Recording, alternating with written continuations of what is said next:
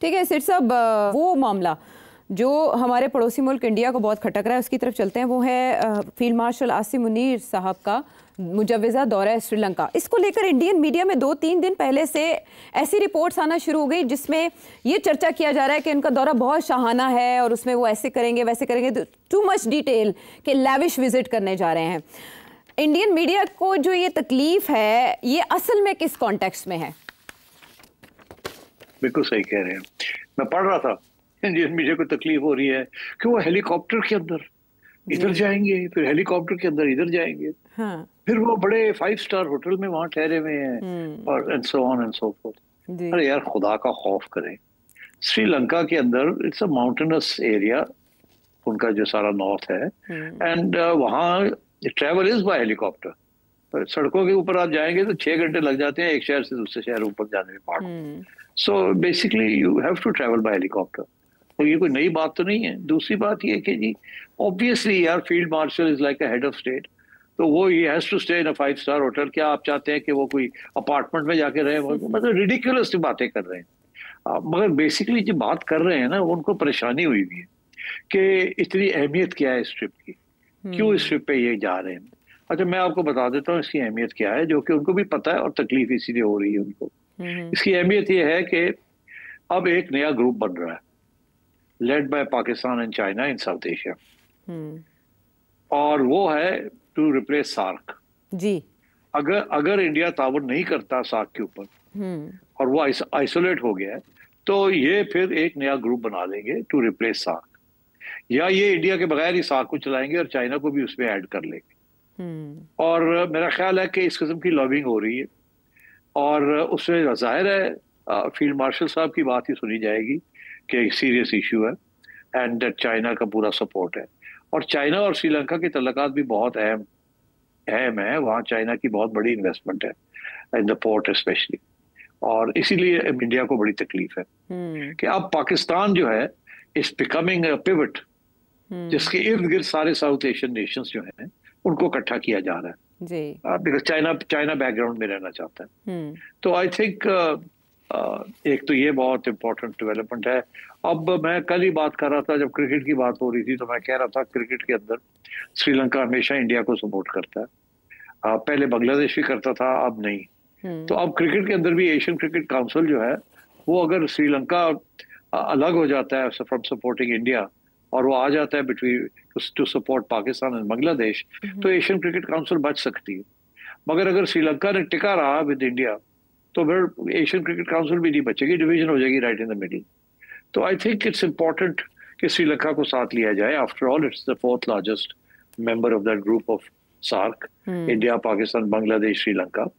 तो बांग्लादेश तो आ गया ना एक साइड पे, तो अब श्रीलंका को भी साथ लाना है। और इंडिया के तल्लुकात श्रीलंका से कोई इतने अच्छे नहीं है, बुरे भी नहीं है, इतने अच्छे भी नहीं है, और बड़ी पुरानी बैड हिस्ट्री है बिटवीन इंडिया एंड श्रीलंका। तो मेरा ख्याल है this is a very important trip for geo strategic reasons. China का जो रोड एंड बेल्ट इनिशिएटिव है ना, वो Sri Lanka is part of that, और इसीलिए चाइना ने बहुत बड़ी इन्वेस्टमेंट्स कर रहे हैं श्रीलंकन पोर्ट्स, और उनको नेवल फैसिलिटीज भी मिल रही है वहाँ, जैसे हमें ग्वादर में हम चाइना को दे रहे हैं। सो आई थिंक नेचुरल सी एक अलायंस या कोalition बन रही है बिटवीन चाइना, पाकिस्तान, बांग्लादेश, श्रीलंका।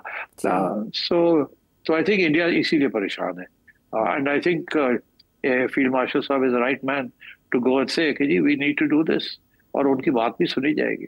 और इतने परेशान है कि वो बाकायदा पाकिस्तान में कू का खदशा जाहिर कर रहे हैं कि साइडलाइन कर दिए गए हमारे वज़ीर आज़म और सदर भी, उनके न्यूज़पेपर्स रिपोर्ट कर रहे हैं। बट इसके बाद श्रीलंका के विजिट के बाद फील्ड मार्शल इंडोनेशिया भी जा रहे हैं। अगर हम कॉन्टेक्स्ट देखें पाकिस्तान और इंडोनेशिया के ताल्लुकात का, ये गुज़श्ता दौर में कैसे रहे, फिर आसियान को अगर देखें जो तंजीम है जिसमें इंडोनेशिया का एक मौसर किरदार है, इस इंडोनेशिया के विजिट को आप किस कॉन्टेक्स्ट में देखेंगे?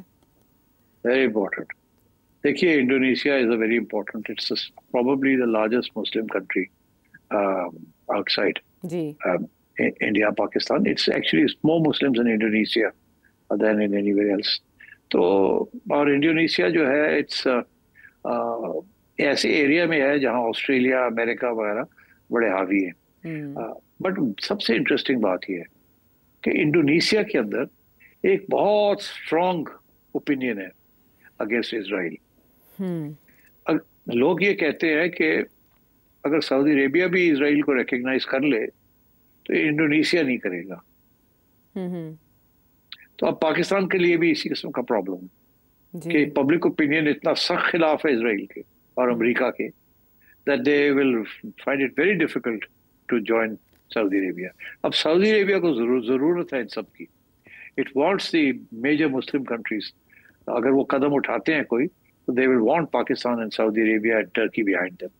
टर्की के तो कोई प्रॉब्लम नहीं है, वो तो ऑलरेडी इसराइल के साथ वो रिकग्नाइज किए हुए और बात करता है और सब कुछ करता है। इजिप्ट का भी कोई प्रॉब्लम नहीं है, जॉर्डन का भी कोई प्रॉब्लम नहीं है, ये गल्फ टर्म्स का भी कोई प्रॉब्लम नहीं।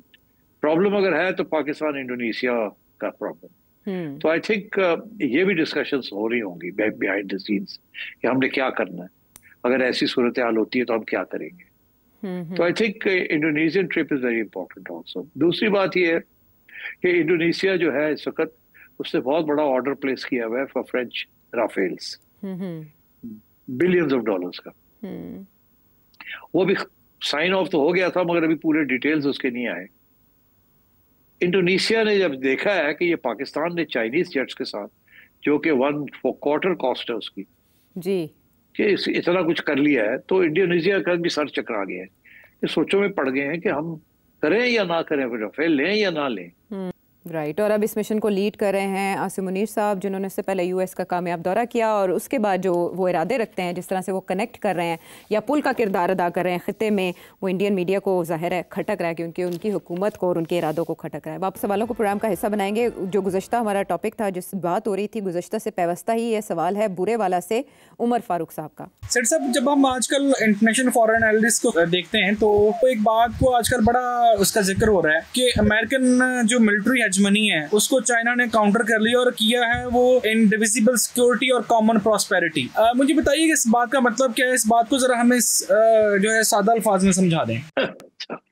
इंडिविजिबल सिक्योरिटी, इंडिविजिबल सिक्योरिटी से मुराद ये है कि पहले जो इस वक्त जो वेस्टर्न मॉडल है वो है डिविजिबल सिक्योरिटी, कि अपनी सिक्योरिटी, अमेरिका अपनी सिक्योरिटी की बात पहले करता है और बाकियों की बाद में, इसीलिए ब्लॉक्स बना के एक दूसरे के खिलाफ खड़े कर देते हैं। तो that's divided security, your security my security, your security versus my security. ये है डिविजिबल सिक्योरिटी जो इस वक्त चल रही है। इंडिविजिबल सिक्योरिटी से चाइना का ये मुराद है कि सबकी सिक्योरिटी जो है ना एक ही खाते में है। ये नहीं है कि आपकी सिक्योरिटी कम हो रही है और मेरी बढ़ रही है। Let us jointly create a system जिसके अंदर जॉइंट सिक्योरिटी हो सबकी, किसी को एहसास कमतरी ना हो, किसी को कोई ये फीलिंग ना हो कि मैं किसी के खिलाफ खड़ा हूं या कोई मेरे खिलाफ खड़ा है। In other words, peace, negotiations, dialogue, और हर एक दूसरे के साथ मिलके रिजॉल्व द इश्यूज। ये नहीं कि 2 ब्लॉक्स बने हुए हैं, 3 ब्लॉक्स बने हुए हैं और वो लड़ रहे हैं एक दूसरे के साथ, जैसे कोल्ड वॉर में हुआ, जैसे नेटो को बनाया गया एंड सो ऑन। और अब कोशिश की जा रही है कि ये क्वाड को बनाने की, मगर उधर जो है चाइना लगा हुआ है कि ब्रिक्स को बड़ा किया जाए, छोटा ना किया जाए, बड़ा किया जाए, ताकि डिविजिबल सिक्योरिटी ना हो, इंडिविजिबल सिक्योरिटी सारी ब्रिक्स की जो है वो इकट्ठी बात हो। तो इस किस्म की बातें एक तो चाइना कर रहा है कि जो कि बेसिकली अमन की आशा है कि ये जो बात है ना जी, नेशनल सिक्योरिटी मेरी जो है उसके लिए ये मुझे करना पड़ रहा है और आपकी जो है वो आप हमारे रास्ते में खड़े हैं, ऐसे नहीं होना चाहिए। सो आई थिंक बेसिकली ये जो ब्लॉक्स बन जाते हैं एक दूसरे के खिलाफ, उसके खिलाफ है चाइना। चाइना कहता है ब्लॉक्स बने मगर खुशहाली के लिए बने, which is the other part of it. ये दूसरा सवाल का जो है वो क्या लफ्ज है? Common prosperity. कॉमन प्रॉस्पेरिटी, ये रोड एंड बेल्ट इनिशिएटिव जो है ना, ये एक परफेक्ट एग्जांपल है। अब कॉमन प्रॉस्पेरिटी का मतलब ही ये है कि सारे मिलजुल के ऐसी कोई इकोनॉमिक पॉलिसीज फॉलो करें जिसका सभी का फायदा हो। ये ना हो कि मेरा फायदा हो रहा है और आपका नुकसान हो। सम जीरो गेम नहीं होनी चाहिए कि मेरा प्लस हो रहा है आपका माइनस हो रहा है, जब ऐड करें तो जीरो हो जाता है। सबकी बेनिफिट होनी चाहिए। अच्छा, तो इसलिए आई थिंक कॉमन प्रॉस्पेरिटी और indivisible security, it's a fantastic way of looking at the new world order जो चाइना बनाना चाह रहा है। और जाहिर है चाइना का इसमें इसलिए इंटरेस्ट है because China is the largest manufacturing country in the world, पहली बात। दूसरी बात ये, चाइना ने अपने सारे बॉर्डर इश्यूज जो हैं वो सारे एमिकेबली सॉल्व कर लिए, किसी के साथ लड़ाई झगड़े नहीं है, और वो किसी किस्म की वॉर मशीन नहीं बनाने जा रहा जिसके साथ वो अपनी डिफेंस के लिए उसने रखा हुआ है, बट अग्रेशन के लिए उसके पास कुछ नहीं है, जैसे अमेरिका के पास है या नेटो के पास है।